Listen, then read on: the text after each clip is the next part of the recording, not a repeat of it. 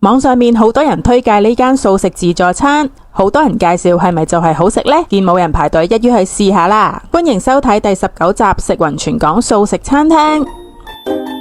位於尖沙咀山林道呢間自助餐主打唔用素肉，平日午市都好多人，門口排隊嗰啲呢，就係等平20蚊食下午茶。入面啲台排得好密，拎嘢食條路都非常窄，食物種類算正常啦。蓮藕餅好似係招牌菜，功夫多唔代表好食。雞毛菜、龍鬚菜平時比較少食到，用呢種纖維餐具，每樣拎少少，2大碟試下水溫先。蘿蔔胡椒湯得胡椒味，咕嚕合桃我覺得個口感唔啱。